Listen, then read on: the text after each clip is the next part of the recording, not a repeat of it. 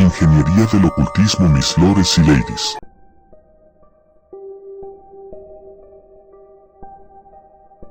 Mauro Biglino dice, por favor.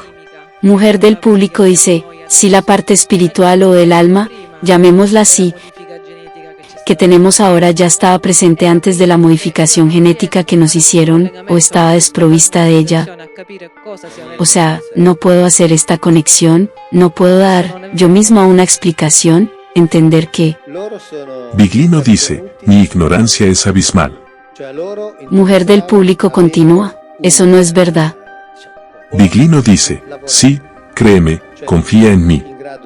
Intervinieron en la parte física, es decir, les interesaba tener, digamos, una población de trabajadores, es decir, individuos capaces de comprender y ejecutar órdenes.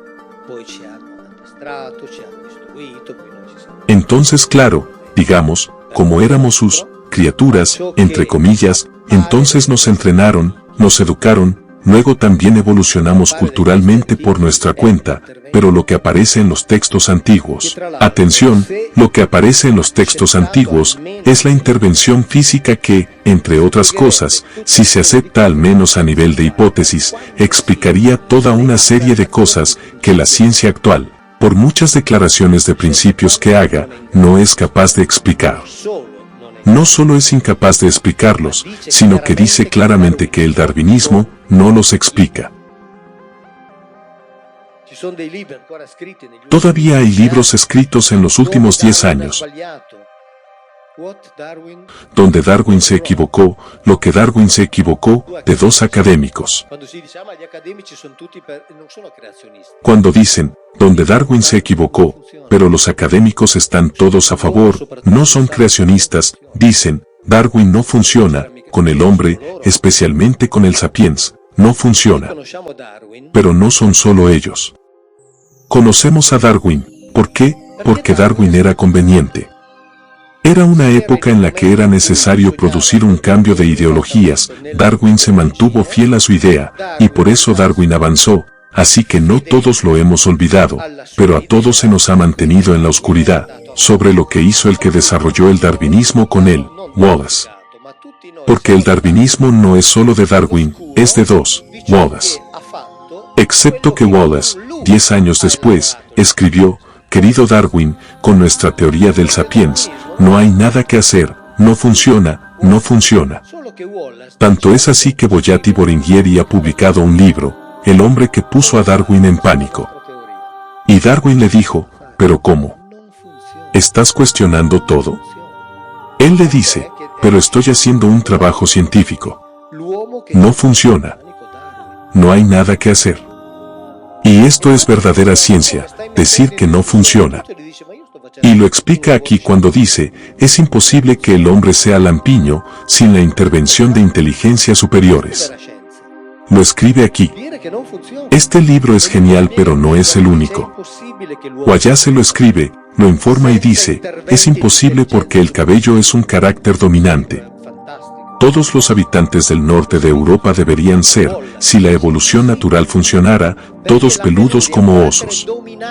Solo la intervención de inteligencias superiores explica el hecho de que seamos lampiños. Solo la intervención de inteligencias superiores explica que los indígenas, los indios que viven en la selva amazónica, tengan cerebros como el nuestro, y no les sirve de nada, porque es un cerebro que está programado para operaciones mucho más complejas, infinitamente más complejo de lo que hacen, pero la naturaleza nunca habría hecho algo así.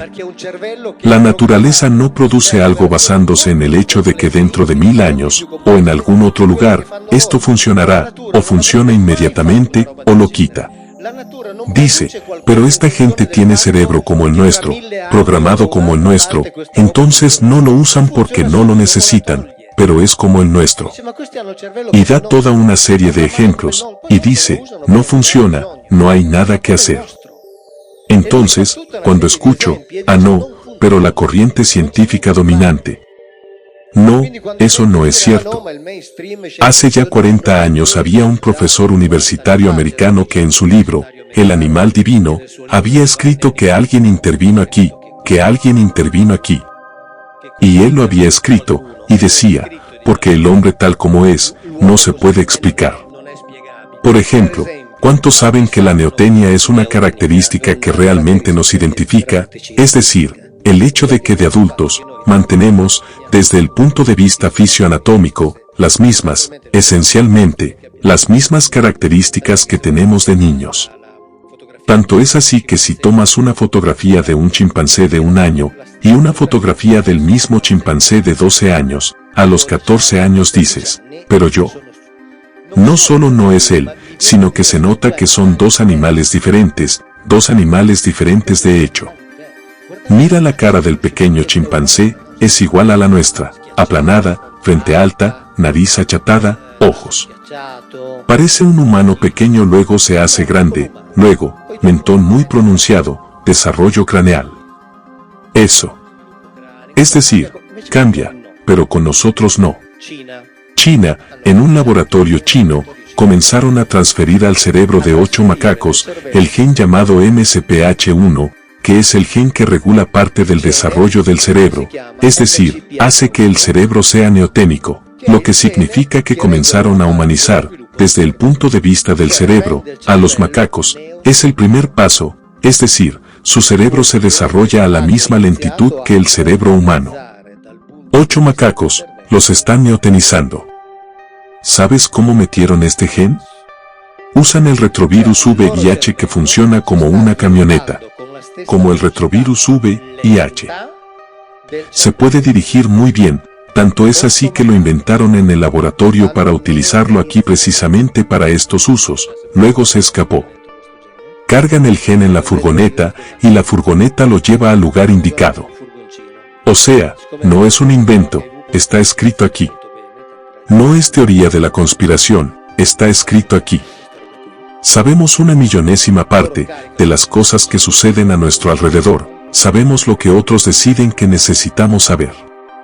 Por eso debemos cultivar la curiosidad, nunca conformarnos. ¿Puedes explicarme esto?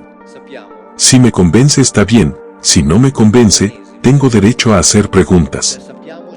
Público dice, estamos haciendo las mismas cosas otra vez. Biglino dice, sí, estamos haciendo las mismas cosas otra vez. Cuando se dice, el hombre quiere ser como Dios, es cierto, si por Dios entendemos a los Elohim, sino porque hay que estar dispuesto a buscar. Es decir, si alguien dice, vale, voy allí como voy a misa, y escucho lo que me dice el cura y me parece bien, porque está bien, es consolador, tiene su lógica aparente, sobre todo si, no hago preguntas y eso está bien, y estoy bien con eso, está bien. Si, en cambio, digo que no, observo, y digo, no, pero eso que hay allí realmente no me parece así, y voy y miro, entonces me doy cuenta de que no es exactamente así. Es decir, hasta el miércoles hablamos del partido que se jugó el domingo, pero a partir del jueves hablamos del partido que se jugará el próximo domingo, Panem et Circenses.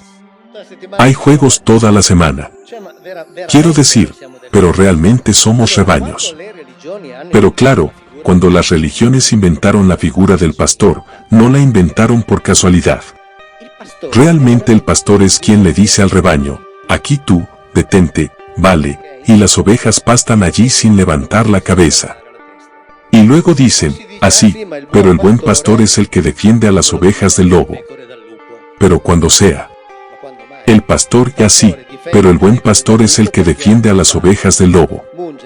Pero cuando sea el pastor defiende a las ovejas del lobo porque debe y quiere ser el quien las esquile, las ordeñe y las degüelle, las mate. Es decir, para la oveja nada cambia, o la mata el lobo o la mata el pastor, o aquel a quien el pastor se la vende, pero la tarea de nuestros pastores es ordeñarnos.